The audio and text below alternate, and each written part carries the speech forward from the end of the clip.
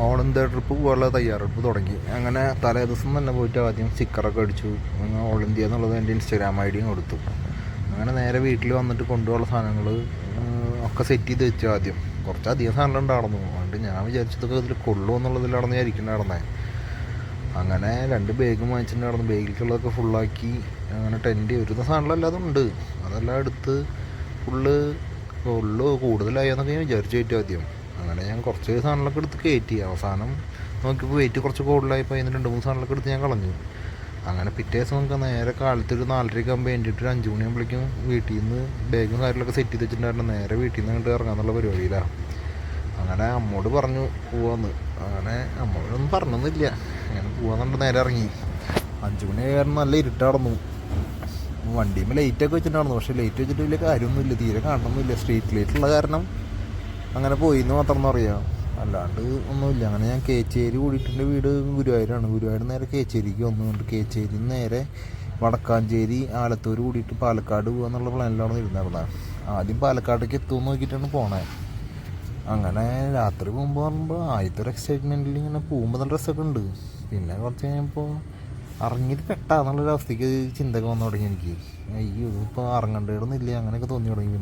പിന്നെ കുറച്ച് നേരം കഴിഞ്ഞപ്പോൾ നേരെ വെളുത്തു തുടങ്ങി. നേരെ വെളുത്തപ്പോൾ ഒന്ന് കുറച്ച് നേരം നിർത്തിയിടാന്നൊക്കെ വിചാരിച്ചു. അങ്ങനെ നോക്കുമ്പോൾ സൂര്യോദയമൊക്കെ ഉണ്ട്. സൂര്യോദയമൊക്കെ കണ്ടിട്ട് അവിടെ നിന്ന് കുറച്ച് നേരം വയ്യാണ്ടായി സത്യം പറഞ്ഞു കഴിഞ്ഞാൽ, അത് വേറെ കാര്യം. അങ്ങനെ കുറച്ച് നേരം അവിടെ നിന്നിട്ട് ഫോട്ടോസൊക്കെ എടുത്തിട്ട് അവിടെ നിന്നു. ആദ്യമായിട്ട് പറഞ്ഞതല്ലേ, എന്താ ചെയ്യേണ്ടതെന്നുള്ളൊരു തീരുമാനം അറിയണില്ലല്ലോ. അത് കാരണം അങ്ങനെ നിന്നു. അങ്ങനെ പിന്നെയും കുറേ നേരം റൈഡൊക്കെ തുടങ്ങി ഇങ്ങനെ പോയി. അങ്ങനെ പോകുമ്പോഴേക്കും പിന്നെ വിശന്ന് തുടങ്ങി. കയ്യിൽ സാധനങ്ങൾ അല്ലാതെ ഉണ്ട്, പക്ഷേ കഴിക്കാനായിട്ട് മാത്രം കൈ പിടിച്ചിട്ടുണ്ടായിരുന്നില്ല. ഒന്ന് ഉണ്ടാക്കി കഴിക്കാനുള്ള സാധനങ്ങൾ മാത്രം ഉണ്ടായിരുന്നുള്ളൂ കയ്യിൽ. അങ്ങനെ യാത്ര തുടങ്ങി. ഫസ്റ്റത്തെ ദിവസമല്ലേ, അതിൻ്റെ ഒരു ഇതുണ്ട് പറയാണ്ടല്ലോ പിന്നെ എങ്ങനെയാണെന്നുള്ളത്.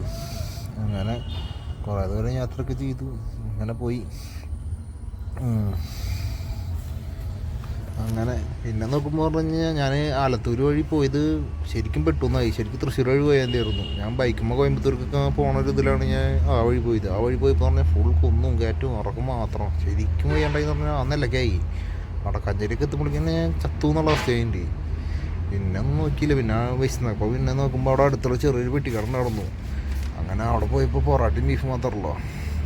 അങ്ങനെ ഞാൻ ചേട്ടനോട് പറഞ്ഞു എന്തെങ്കിലും എടുക്കുമെന്ന് പറഞ്ഞിട്ട് എടുത്തു. അങ്ങനെ നേരെ അവിടെ നിന്ന് കഴിച്ചിട്ട് നേരെ തൊട്ടപ്പുറത്ത് തന്നെ ഒരു പാടത്തിൻ്റെ സൈഡിലൊരു പഴയൊരു ഹോട്ടലിൽ പൂട്ടി കിടക്കുന്നുണ്ട്. അവിടെ പോയിട്ട് കിടന്നു. അങ്ങനെ ഞാൻ ആ നേരത്തെ എത്തുമ്പോൾ ഒരു 11 മണിയൊക്കെ എൻ്റെ അവിടെ എത്തുമ്പോൾ. അവിടെ എത്തിയിട്ട് കിടക്കാന്ന് പറയുമ്പോഴേക്കും നല്ല വെയിലുണ്ട്, നല്ല ക്ഷീണമായി. ആദ്യത്തെ ദിവസമല്ലേ, ഇത്ര ദിവസം കിലോമീറ്റർ ചവിട്ടിയിട്ടൊന്നുമില്ല.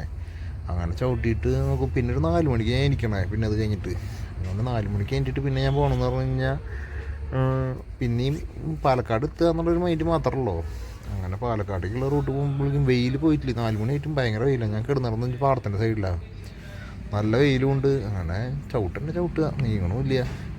അങ്ങനെ നോക്കുമ്പോൾ സൈക്കിളിൽ സർവീസിന് കൊടുത്തിട്ടുണ്ടായിരുന്നില്ല ഞാൻ. ഈ പെട്ടെന്നായ കാരണം അപ്പോൾ സർവീസിന് കൊടുക്കാൻ തന്നെ ഒരു ബുദ്ധിമുട്ടുണ്ട്. പിന്നെ പറഞ്ഞ് വണ്ടി ചവിട്ടിയിട്ട് കയറ്റം കയറിയിട്ട് നോക്കുമ്പോൾ ഇറങ്ങുമ്പോൾ നമ്മൾ ചവിട്ടണം. മറ്റേന്ന് പറഞ്ഞു കഴിഞ്ഞാൽ ചവിട്ടി കഴിഞ്ഞ് നമ്മളൊരു സുഖത്തിന് വേണ്ടിയിട്ടില്ല, ഇറക്കം കിട്ടുമ്പോൾ സമാധാനമായി എന്ന് പറഞ്ഞില്ല ഇരിക്കുക. അത് നടക്കണില്ല. കയറ്റം ഇറക്കും ഒക്കെ ചവിട്ടി ഇറക്കണം. ആ നിലക്കായി. അങ്ങനെ നോക്കിയപ്പോൾ അടുത്തുള്ള ഡെക്കാത്തോളം നോക്കിയപ്പോൾ ഒന്ന് തൃശ്ശൂരുള്ളത്. തിരിച്ച് തൃശ്ശൂർക്ക് പോകാൻ പറഞ്ഞാൽ എളുപ്പമല്ല. പിന്നെ നോക്കിയാൽ കോയമ്പത്തൂരാ. അപ്പോൾ കോയമ്പത്തൂർക്ക് തന്നെ പോകാൻ വിചാരിച്ചു. പിന്നെ അങ്ങനെ കോയമ്പത്തൂർക്ക് അങ്ങനെ നോക്കുമ്പോൾ ചവിട്ടിൽ തന്നെ പാടത്തിൻ്റെ സൈഡിൽ കൂടെ പോകുമ്പോൾ രസമുണ്ട്. ഫസ്റ്റത്തെ ദിവസമല്ലേ, അപ്പോൾ അത് കാരണം പോക്കൊന്നും മോശം വരുത്തിയില്ലേ, ഫുള്ള് കറക്കം തന്നെ. അങ്ങനെ ഒന്നും പറയണ്ട. അങ്ങനെ കുറേ ദൂരം പലതരത്തിൽ വീഡിയോ ഒക്കെ എടുക്കുക. ആദ്യത്തെ ഒരു ഉക്രാണല്ലേ, ഫുള്ള് ഫ്രണ്ടിൽ നിന്ന് വീഡിയോ എടുക്കുന്നു, ബാക്കിൽ നിന്ന് വീഡിയോ എടുക്കുന്നു, തല തിരിച്ചെടുക്കുന്നു, ഒക്കെ എടുക്കൽ തന്നെ. അങ്ങനെ ഹൈവേക്ക് എത്തിയ ഒരു വിധം കഷ്ടപ്പെട്ടിട്ട് ഹൈവേക്ക് എത്തിയപ്പോഴാണ് കുറച്ച് സമാധാനം കിട്ടിയത്.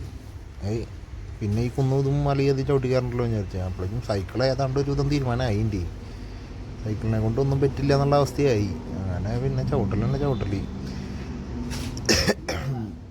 അങ്ങനെ അവിടെ നിന്ന് പോയി ഇപ്പോൾ വിശന്ന് തുടങ്ങി. അങ്ങനെ നോക്കുമ്പോൾ അവിടെ മറ്റേ കടലുകൊണ്ട് എന്തൊക്കെ ഉണ്ടാക്കി കൊടുക്കുന്നുണ്ട്. ആ ചേട്ടനേക്ക് ഒരു 30 രൂപയ്ക്ക് ഒരു പൊതി വാങ്ങിച്ചിട്ട് അവിടെ ഇരുന്നിട്ട് തന്നെ കഴിച്ചു.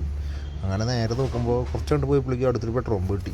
അപ്പോഴേക്കും സമയം ഒരു 6 മണി കഴിഞ്ഞിട്ടുണ്ട്. അങ്ങനെ നോക്കുമ്പോൾ അവരോട് പോയി ചോദിച്ചു കാര്യം പറഞ്ഞപ്പോൾ അവർ പറഞ്ഞു അവിടെ കിടന്നോന്ന് പറഞ്ഞു, കുഴപ്പമൊന്നുമില്ല. അവർ പക്ഷേ 24 hours അല്ല, രാത്രി അടച്ചിട്ട് അവർ പോകുന്നു പറഞ്ഞു.